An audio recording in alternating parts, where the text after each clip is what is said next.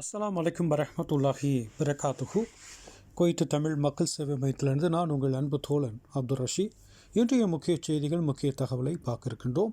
நேற்றைய பொழுது இந்த விசா சம்பந்தமான தகவலை நாம் போட்டதில் நிறைய சகோதரர்கள் நம்மளோடும் தொடர்பு கொண்டு சந்தேகத்தை தீர்த்து கொண்டார்கள்.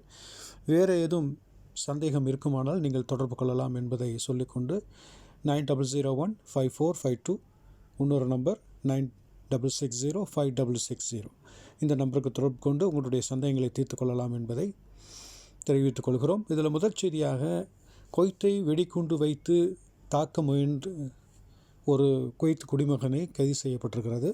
மேலும் பாதுகாப்பற்ற 67 பில்டிங்கில் ஜிலிப் ஷேக் மற்றும் ஷேக் ஏரியாவில் இடிக்கப்பட்ட காட்சிகளை தான் இப்போ நீங்கள் பார்த்துட்ருக்கீங்க. ஸோ இந்த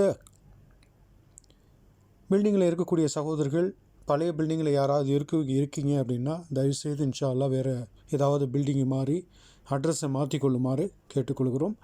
மேலும் முக்கிய செய்தியாக ஒன்று என்ன அப்படின்னு சொல்லி பார்த்தீங்கன்னா, குவைத் ஏர்போர்ட்டில் சுங்கத்துறை அதிகாரிகள் ஒரு பர்சனை பார்த்திங்கன்னா, அமெரிக்காவிலேருந்து வந்த ஒரு ஐரோப்பியர் தன்னுடைய ஆசன வாயில் போதைப் பொருட்களை கடத்தி வந்த குற்றத்துக்காக அவரை கைது செய்யப்பட்டிருக்கு.